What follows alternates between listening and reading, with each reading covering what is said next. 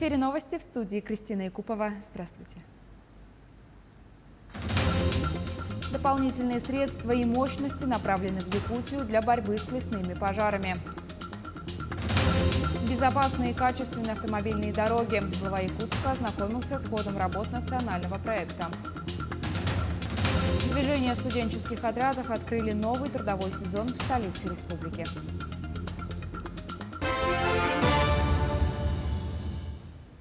В Якутию направят пожарных и бойцов в ускоренном темпе для тушения лесных пожаров. Такое поручение дал министр природных ресурсов и экологии России Александр Козлов. Накануне глава республики Айсен Николаев принял участие в совещании по вопросу текущей лесопожарной обстановки и мерах, принимаемых по тушению лесных пожаров на территории Якутии. Александр Козлов отметил, что по сравнению с прошлым годом количество пожаров в регионе увеличилось почти в 1,5 раза. В связи со сложной обстановкой министр указал на необходимость направления дополнительных сил и средств в республику. Говоря о статистике, Александр Козлов озвучил, что с 2015 года финансирование лесного хозяйства республики с 787 миллионов выросло до 1 миллиарда 700 миллионов рублей к 2020 году. Особый противопожарный режим продолжает действовать на территории республики. В эти выходные будет усилена работа патрульно-контрольных групп Главного управления МЧС России по региону. На территории Тампонского района работает вертолет Ми-8. В Мирном базируется самолет Б-200, который также будет задействован на защиту населенных пунктов. Всего в Якутии действуют 22 природных пожара, за сутки ликвидировано 8.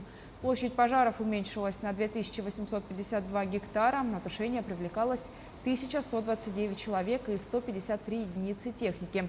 Лесной пожар, действовавший на территории национального природного парка Ленские столбы, ликвидировали в Хангаласском районе. Огонь затронул только лесную зону. В тушении участвовали 30 человек и 12 единиц техники. На сегодняшний день ситуация с лесными пожарами на территории республики постепенно стабилизируется. На тушение лесных пожаров привлечено 1153 человека, 182 единицы техники.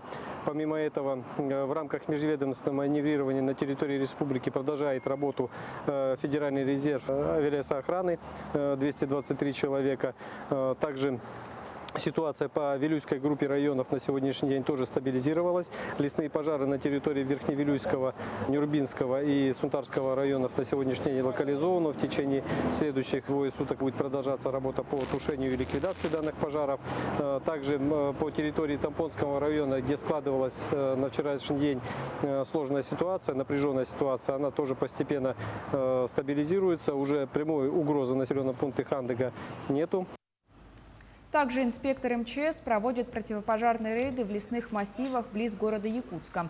Населению сообщают об особом противопожарном режиме, согласно которому на всей территории республики запрещено разведение открытого огня, в том числе установка мангалов. Также напоминают правила пожарной безопасности в лесах и номера телефонов экстренных служб. Одной из целей профилактических рейдов является выявление и привлечение к ответственности лиц, нарушивших правила пожарной безопасности в лесах, в случае чего на граждан налагается штраф. 23 апреля по настоящее время проведено более 600 патрульно-рейдовых мероприятий. Выставлено 48 постов, ограничивающих допуск населения в леса. Пресечено и отказано в доступе в лесные массивы свыше 980 граждан. Проинструктировано о мерах пожарной безопасности более 6 тысяч человек. Стоит отметить, что за нарушение правил пожарной безопасности в лесах на территории земель лесного фонда и правил противопожарного режима на землях иных категорий всего составлено свыше 150 протоколов об административных правонарушениях по статьям 20.4 КА ПРФ и статье 8.32 КА ПРФ. Общая сумма штрафов составила более 97 тысяч рублей. Перейдем к эпидемиологической обстановке в республике. За минувшие сутки выявили 96 новых случаев заболевания коронавирусной инфекцией. Так, на Якутск приходится 58 случаев, 7 случаев зарегистрировали в Ивено-Бетнантайском районе, 6 в Мегино-Кангаласском. По 5 заболевших обнаружили в Амгинском и Мирнинском районах, 4 в Нерюнгринском, 3 в Намском районах.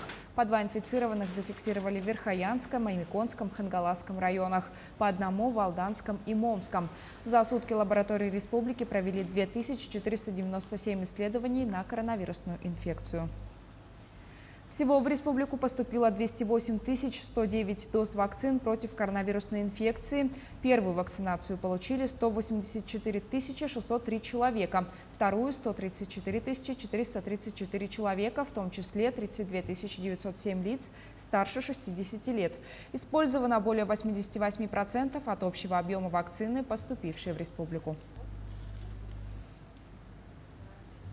Дальневосточные гектары предлагают выделять в упрощенном порядке. Министерство по развитию Дальнего Востока и Арктики подготовило поправки в закон об особенностях предоставления гражданам земельных участков, находящихся в государственной или муниципальной собственности. Законопроект направлен на решение проблем, возникающих при оформлении работ по возведению объектов индивидуального жилищного строительства на дальневосточных гектарах, применительно к которым не утверждены правила землепользования и застройки.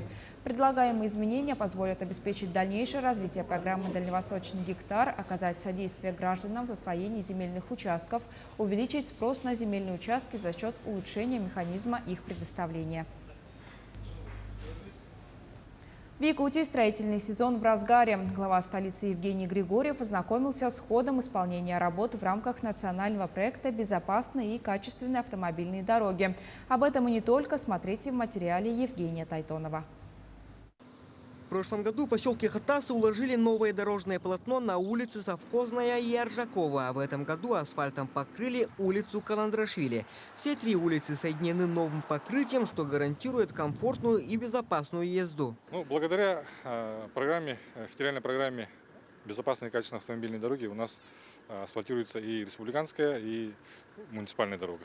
Это по улице Каландрашвили. Муниципальная дорога составляет около 1,5 километров и республиканская около 5 километров. И в настоящее время также еще запланированы ремонтные работы по улице Аюнского и по улице Сидора Алексеева. Всего в этом году в городском округе заасфальтируют 44 улицы протяженностью порядка 48 километров. Раньше такой большой объем работ в столице региона можно было добиться за десятки лет. Помимо выполнения самого плана, особое внимание уделяется качеству выполняемых работ. Все недочеты подрядчики будут исправлять за свой счет. Мы посетили работы 19-20 года, которые были проведены в рамках национального проекта по гарантийным обязательствам. У нас общий срок гарантийных обязательств на верхний слой дорожного полотна 4 года, от 4 до 5 лет. Поэтому по всем объектам, по которым были ранее выставлены замечания, сегодня ведутся работы. Но если учитывать общий объем работ, который проводился, и количество нареканий по гарантийных, которые есть, их немного. И все они выполняются за счет подрядчиков, бюджетные средства на это не расходуются. Помимо ознакомления с ходом ремонта дорог, глава города Евгений Григорьев встретился и с жителями города. Жильцы дома 1/2 по улице Очиченко вот уже более 15 лет сталкиваются с проблемой водоснабжения, как холодной, так и горячей воды. У нас из холодной воды идет просто кипяток. То есть у нас холодная зимой отсутствует. Летом у нас наоборот, отсутствует горячее. И с этим уже много лет боремся. И еще у нас постоянно нет воды, и нет постоянно напора. У нас может просто закончиться вода по непонятным причинам, хотя водоканал ничего не отключает. Эту проблему как-то решала наша управляющая новая компания «Модуль». Естественно, в острый самый такой момент они поставили нам вот эти бочки, чтобы хотя бы было, извиняюсь, на сантехнические проблемы. Я не говорю там пить. Воду мы и так постоянно заказываем в баллонах. Заменить старые трубы на новые не представляется возможным, так как коммуникация проходит по территории, которая принадлежит силовым структурам. Сейчас власти города ищут другие пути решения, как вариант подключить дом к другой линии водоснабжения. Эти вопросы будут решаться уже в ближайшие дни. Евгений Тайтонов, Григорий Хлопков, Якутск. Ярмарка «Счастье в каждый дом» по пристройству бездомных животных проходит в Якутске. Каждый желающий может выбрать себе питомца, проконсультироваться с волонтерами по вопросам стерилизации, вакцинации и всему, что связано с уходом за домашними животными. В ярмарке принимают участие только животные волонтерского движения «Помоги выжить». Все животные прошли ветеринарный осмотр и полностью здоровы. Их отдают строго по договору, желающим необходимо иметь при себе паспорт. Также можно принести подарки в виде кормов, наполнителей, лекарств и денежных средств. Ярмарка пройдет до 19 часов по местному времени. Нам очень отрадно то, что сегодня очень много людей откликнулись. Уже несколько кошек и собак были пристроены. Пристройство животных происходит по договору ответственности благотворительная организация «Помоги выжить» с ними будет курировать как минимум полгода, чтобы у людей была ответственность за принимаемую в свою семью нового жителя. Все животные привитые, стерилизованные, и уже, в принципе, они ждут, как у них появятся новые семьи. Летний трудовой сезон студенческих отрядов открыли в Якутске. У монумента славы студенческим отрядам Якутии руководитель регионального штаба Айсен Соловьев дал рапорт министру по делам молодежи и социальным коммуникациям Степану Саргадаеву о готовности к новому трудовому семестру. Бойцы будут задействованы в озеленении и благоустройстве города и муниципальных образований республики, строительстве различных объектов в регионах России. В этом году планируется организовать более 5000 рабочих мест для строительных, сельскохозяйственных, сервисных, педагогических и специализированных отрядов. Во-первых, мы отправим 160 студенческих бойцов на поселение. Это сегодня по конкурсу выиграли 13 поселений. Также мы планируем в этом году поучаствовать в окружных проектах. Это в Приморском крае, Сахалинской области и Камчатском крае. Там мы отправим 275 бойцов студенческих отрядов. Глава региона Айсен Николаев поздравил якутян с Днем России. Сегодня, спустя более 30 лет, Российская Федерация укрепила свою целостность, усилила позицию в мире.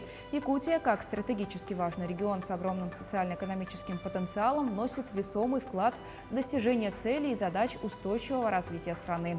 Реализация национальных проектов, новые инвестиции придают импульс росту отрасли экономики, созданию современной и комфортной инфраструктуры в республике, повышению качества и уровня жизни якутян.